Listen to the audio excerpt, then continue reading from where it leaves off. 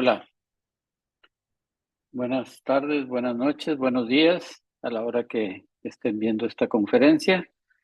Soy el doctor René Gómez eh, y voy a hablar de anticoagulación en ECMO.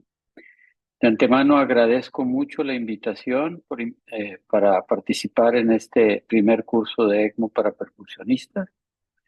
Yo soy director del programa de ECMO y terapias avanzadas de soporte cardiopulmonar en los hospitales TechSalud, que pertenecen a la Escuela de Medicina del Instituto Tecnológico y de Estudios Superiores de Monterrey.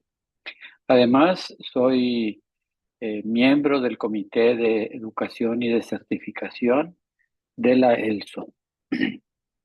Muy bien, uno de los temas que siempre son muy socorridos cuando se habla en ECMO es la anticoagulación. Así que este tema es interesante, es eh, un tema que pues en el cual debemos estar familiarizados en alguna forma todos los que intervenimos en el manejo del paciente en soporte de vida extracorpórea.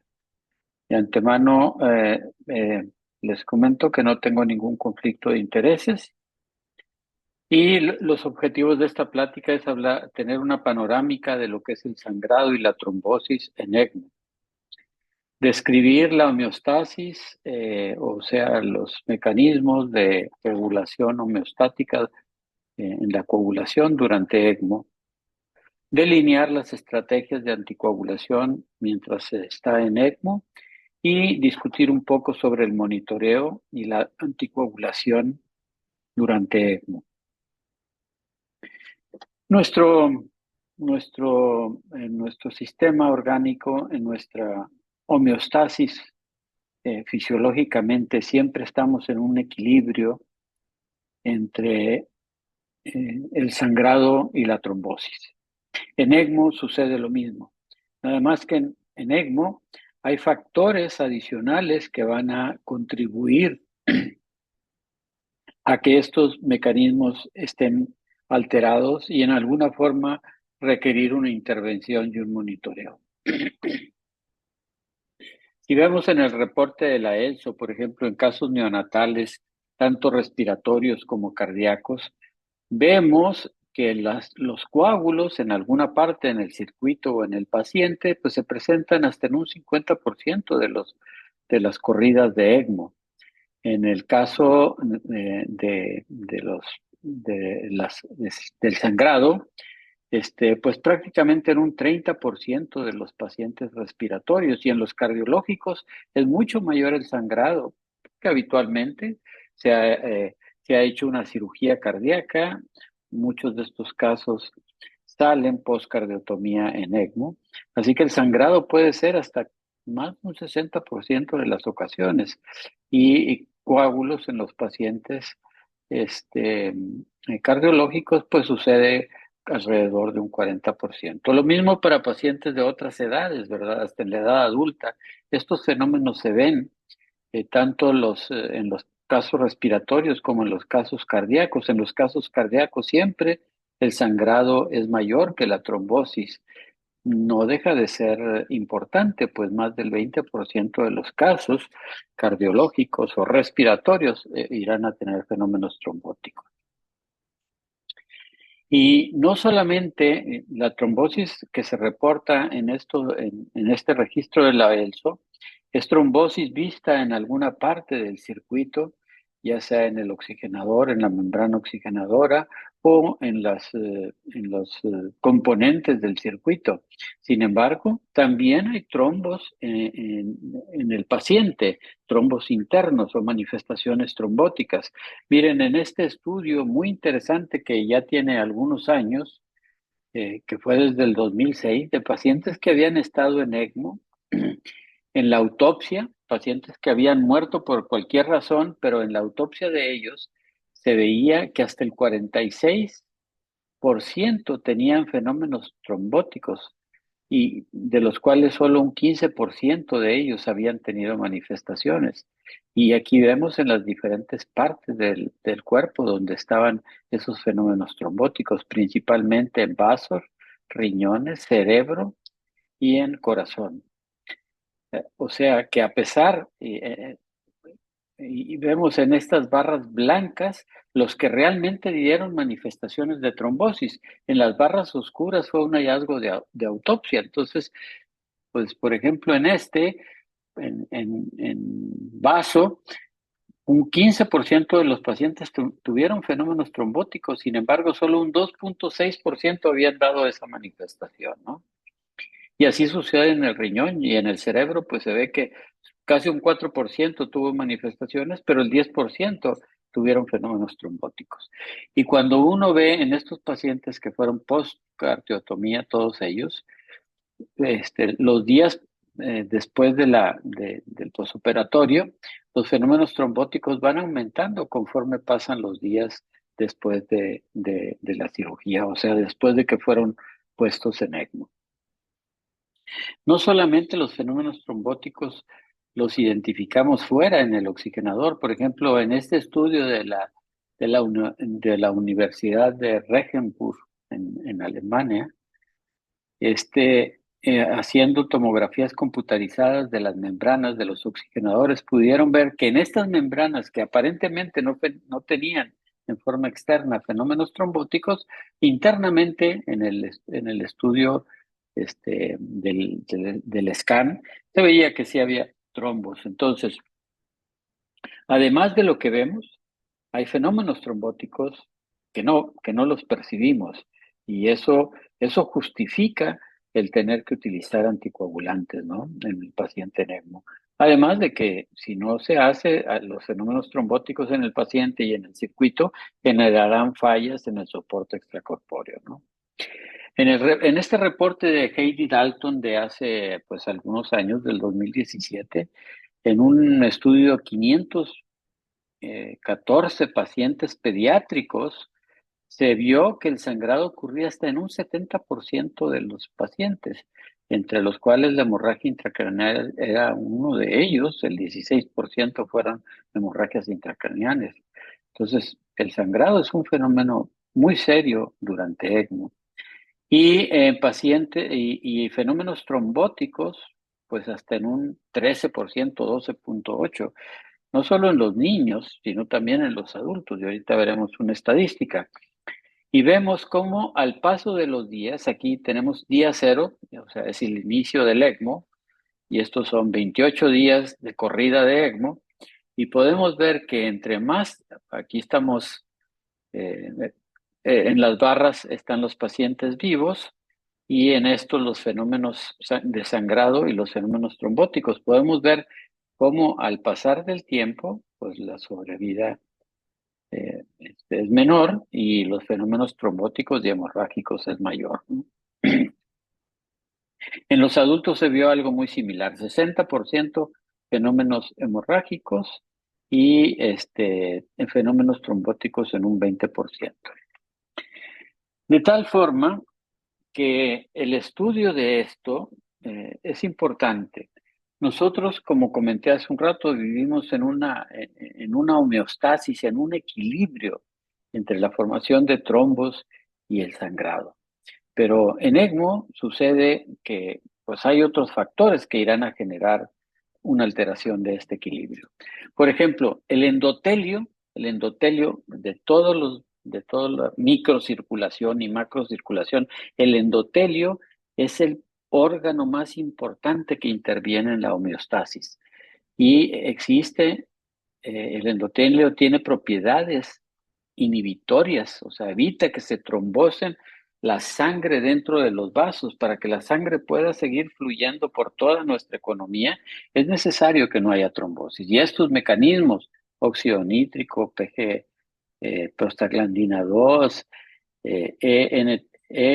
NTPDasa y otros factores como la antitrombina 3 natural, pues generan inhibición de la cascada de la coagulación, ¿verdad? El factor inhibidor de la tisular, proteína C, tropina, trombomodulina, etcétera, hacen que no haya fenómenos trombóticos. Son los antitrombóticos naturales.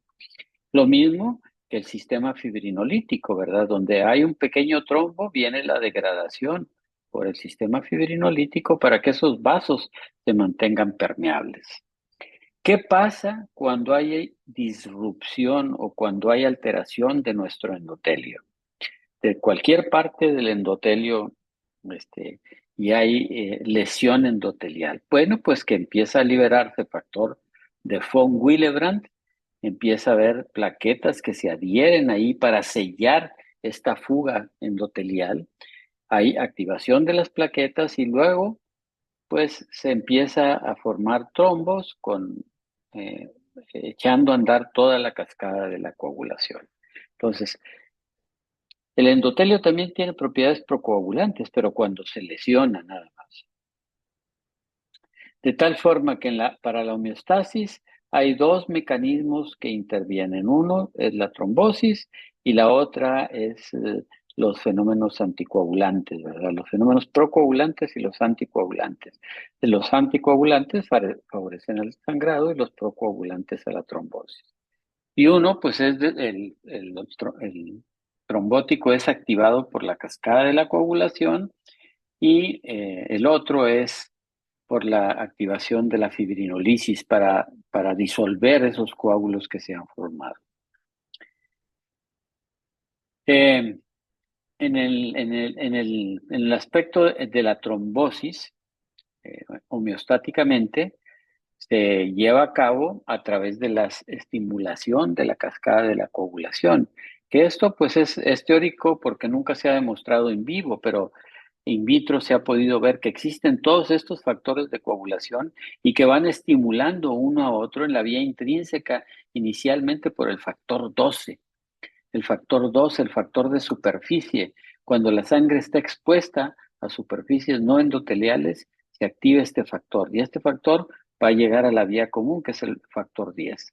La vía extrínseca, perdón, cuando hay lesión tisular o lesión vascular, pues se desencadenan estos factores que también a través de la vía común van a formar protrombina a trombina y fibrinógeno a formar fibrina, de tal forma que esa fibrina, con esa adherencia de plaquetas, pues va a ir a sellar ese vaso o ese micro, microvaso que puede estar sangrando para formar una malla firme de fibrina. Esa es la teoría de la cascada de la coagulación, pero también hay una teoría que esta cascada es por fases, ¿no? Una fase de iniciación, de amplificación y una fase de propagación, que se están ciclando. Estos son mecanismos ciclados, uno tras otro. No es nada más de venir de aquí hasta acá, sino es un mecanismo ciclado hasta que se llega a formar el trombo, ¿no? Cuando el trombo se ha formado, interviene la vía fibrinolítica. Y hay dos tipos de fibrinolisis, la primaria y la secundaria. La primaria se refiere a la fibrinolisis normal, natural, cuando nosotros tenemos una lesión endotelial y se forman pequeños microtrombos que obstruyen ese vaso, después se echa a andar la fibrinolisis para que esos vasos se vuelvan a permeabilizar nuevamente.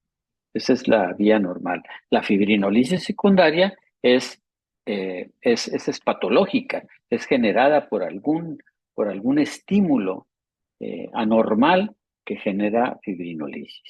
Y entonces la fibrinolisis se lleva a cabo porque el plasminógeno forma plasmina, la plasmina degrada o rompe las fibras de la fibrina y se forman los productos de degradación de fibrina.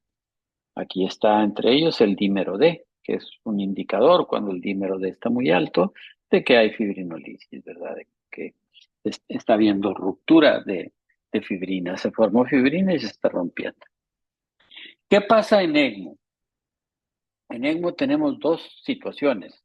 Una, el efecto procoagulante cuando la sangre toca superficies no endoteliales, por un lado, que se desencadena la vía intrínseca, y por otro lado, el paciente que llega a ECMO es un paciente que está en una fase inflamatoria muy importante.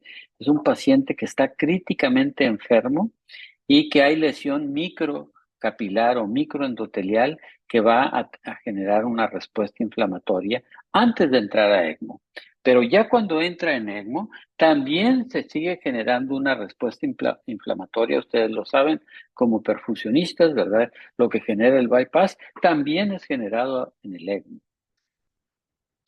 De tal forma que cuando nuestra sangre o la sangre de un paciente que está en ECMO toca superficies no endoteliales, empieza a ver en estos biomateriales absorción de proteínas. Y después de esto va a haber adhesión de plaquetas, estimulación de leucocitos y de complemento, que es la vía inflamatoria, y eso irá a generar pequeños microtrombos que se adhieren a todas las superficies no endoteliales o al biomaterial, y además se empieza a formar la fibrina, el trombo ya de fibrina, en el que están incluidos eritrocitos, leucocitos, plaquetas y las mallas de fibrina.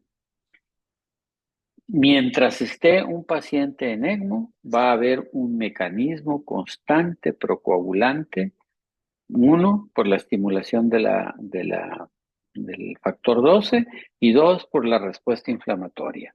Entonces, esto va a ser constante, de tal forma que es necesario tratar de minimizar esto. Tenemos dos situaciones en los pacientes en ECMO eh, para evitar esto. Uno son los materiales que sean más biocompatibles y que tengan alguna sustancia eh, antitrombótica unida a estas superficies, como son los circuitos con superficies de Bioline o de fosfolicolina o cualquiera de los otros que ustedes conocen.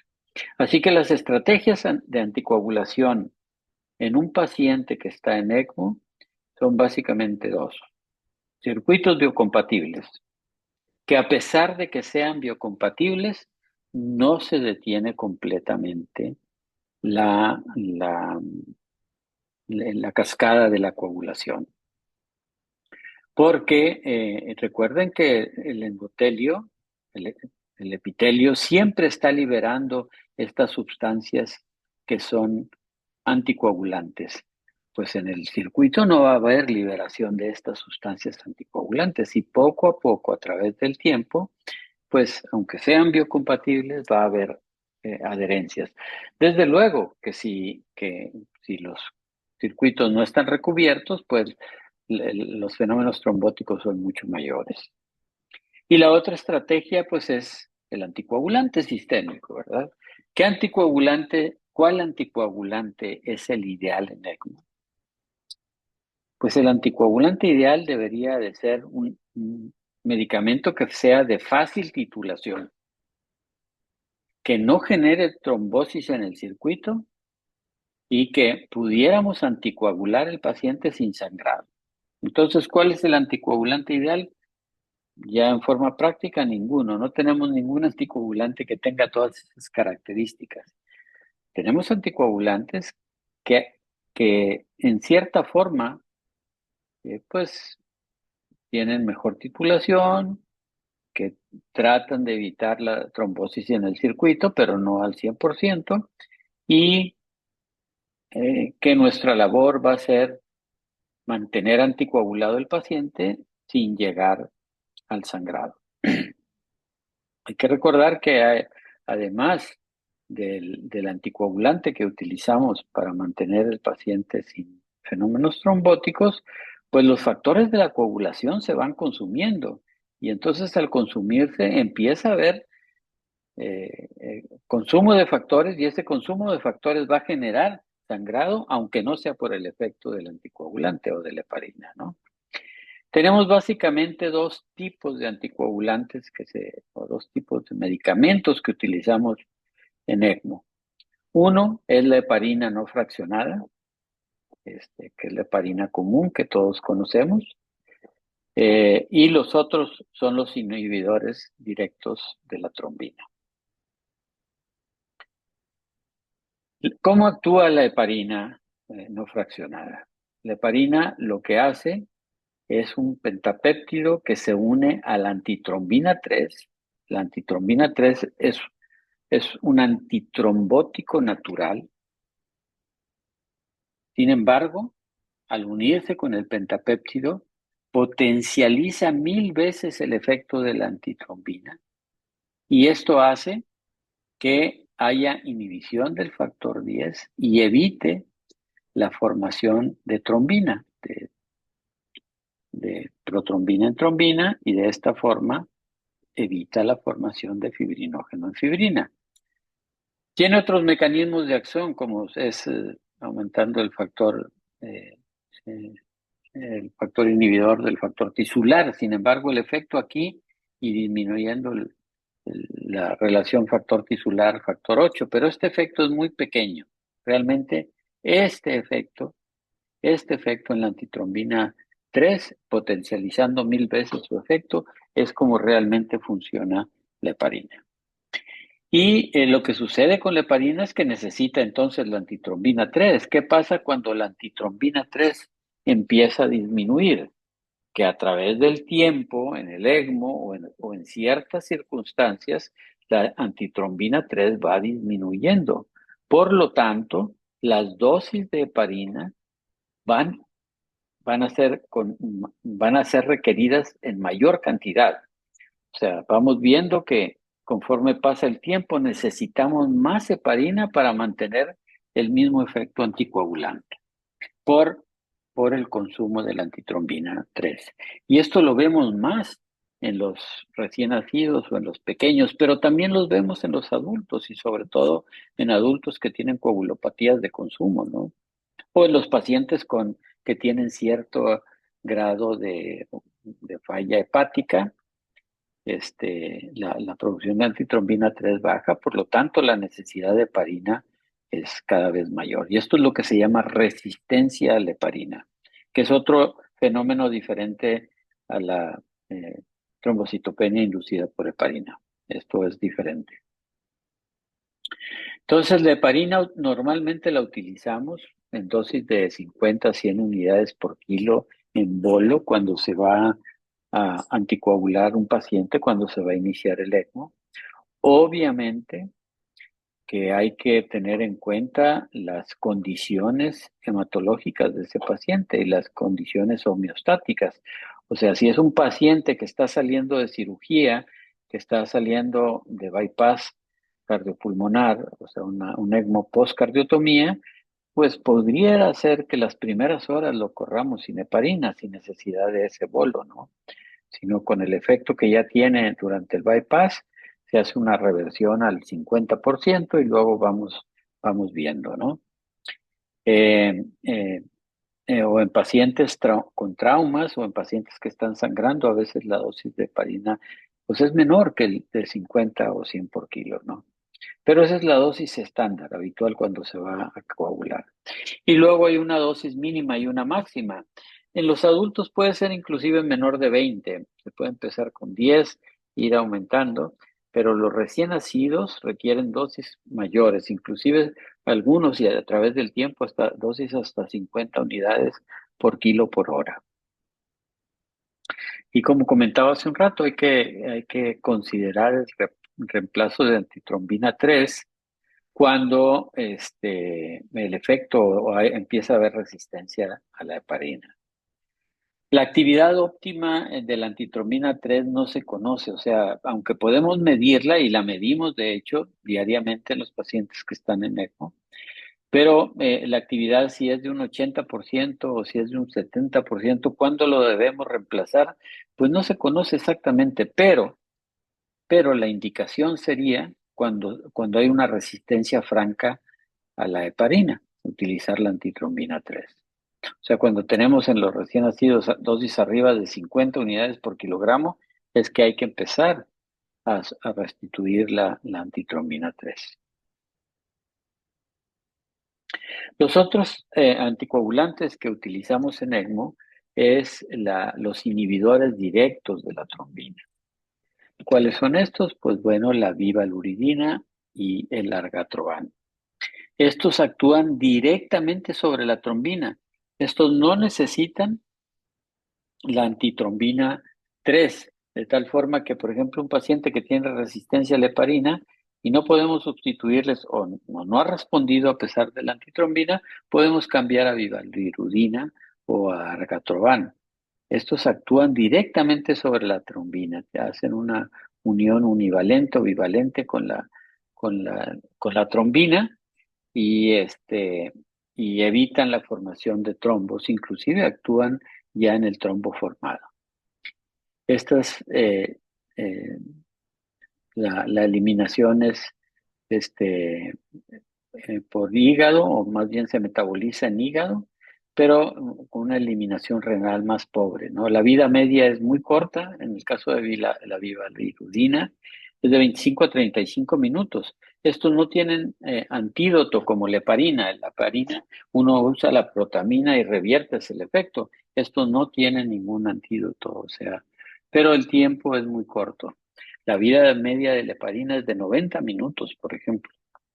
El argatroban es de 40 a 50 y la vivalirudina pues de 25 a 35, entonces es una vida mucho más corta que la heparina. Y esas son las dosis que se utilizan.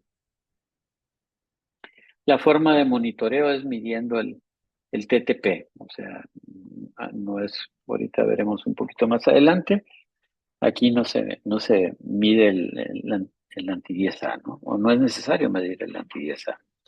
¿Cuáles son las desventajas? De hecho, en estudios recientes se ha visto que los fenómenos de sangrado y de trombosis son menores con los inhibidores directos de la trombina que con la heparina. Inclusive, menos complicaciones. ¿Cuáles son los inconvenientes? Que son medicamentos no disponibles en Latinoamérica, en Estados Unidos y Europa sí.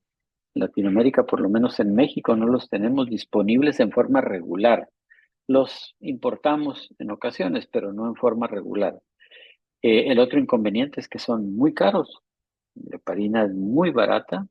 Los, Aunque como los fenómenos de sangrado son menores, hay algunos estudios que se han publicado que el costo viene siendo el mismo porque cuando se utiliza heparina hay necesidad de utilizar más productos sanguíneos y eso encarece más la terapia. ¿Cómo monitoreamos la anticoagulación? Uno, pues a través del ACT, del tiempo activo de coagulación, que eso pues se hace, ustedes lo conocen perfectamente, lo hacen normalmente en el bypass cardiopulmonar. Aquí existe el ACT de rango bajo o sea, para dosis, para anticoagulación parcial, que son estos dispositivos, o para anticoagulación total, que ustedes conocen perfecto estos, porque con esto se puede medir ACTs de 400, 500. Estos son para anticoagulación parcial, estos dispositivos, sobre todo el LR o el Plus. Eh, Tienen la gran ventaja que se pueden tener a la cabecera del paciente, que es una muestra muy pequeña la que se utiliza, sobre todo esto, es 1 o 2 gotas de sangre. Es una prueba muy fácil de hacer y de bajo costo comparado con otras. El inconveniente, pues, es que, o las limitaciones son que no tiene una precisión tan alta como otras pruebas de coagulación y que son influenciados por anemia, hipofibrinogenemia, trombocitopenia o cualquier deficiencia de factores de coagulación. Entonces, cualquier alteración en los factores de coagulación irá a alargar el ACT, no solo el efecto de la heparina, o sea, cualquier factor que está alterado puede afectar el ACT. Por lo tanto, se debe de parear con otras pruebas como son el TTP y el anti-10A. El TTP-A o el tiempo activo el tiempo parcial de tromboplastina activado es una prueba que está basada en un activador. Se pone plasma en sangre, se le agrega calcio y ese plasma citratado con tromboplastina, pues va a ir a formar el coágulo en un tiempo específico, ¿verdad? Ir a activar la coagulación a través del factor 12, que mide la vía intrínseca básicamente, y entonces el valor que nos refleje, pues va a ser el tiempo en el que se empieza a formar el coágulo a través de la tromboplastina. Tiene diferentes rangos terapéuticos, por lo tanto siempre debe de tomarse un control o se tiene un control para cada TTP. O sea, nosotros decimos debe estar entre 40 y 60, sí, pero hay que ver cuánto es el control. Lo ideal es que sea de 2 a 2.5 veces el control. Es muy útil en los adultos, menos confiable en los niños y correlaciona mejor que el ACT para el manejo de la heparina. O sea, es más confiable que el ACT. A mayor edad correlaciona mejor. El antidiesa. ¿Qué es el antidiesa? Bueno, ustedes se fijaron que en la cascada de la coagulación, la vía común es la estimulación del factor 10 activado, y el factor 10 activado va a promover la formación de trombina a través de la protrombina. Bueno, ese factor 10, hay un factor, el antidiesa, el bloqueo de ese factor va a hacer que no haya coagulación. ¿Y cómo lo medimos? Lo que hacemos no es un valor específico, lo que es ver la cantidad de heparina que inhibe a ese factor. Entonces, lo que nosotros hacemos, o el laboratorio hace, es poner plasma en una cantidad que se tiene conocida de factor 10. Se le pone el plasma y se ve cuánto factor 10 se inhibe. Después se mide, ya se sabía que había cierta cantidad, por ejemplo, había tantas unidades por mililitro, y resulta que se mide y hay 0.7 unidades por mililitro. Bueno, quiere decir que eso fue lo que se inhibió. Entonces, lo que mide el antidiesa es la cantidad que se inhibió del factor 10.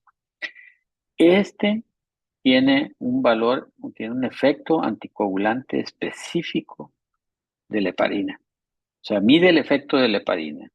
Aquí no está influenciado por cualquier coagulopatía como el ACT o como trombocitopenia o dilución, aunque lo que se hace después para medir cuánto factor 10 quedó es por colorimetría. Entonces puede estar afectado por todo lo que aumente el color en la sangre o altere el color, como la hiperlipidemia, la hiperbilirrubinemia o la elevación de hemoglobina libre en la sangre. Idealmente, nosotros debemos mantener un rango pues entre 0.3 a 0.5 unidades por mililitro del factor 10. Esta es la prueba más importante para monitorear la heparina. Es el estándar de oro. Y ahí en las en las guías de la ELSO, en las últimas guías de la ELSO de anticoagulación reportadas que fueron publicadas el 2021,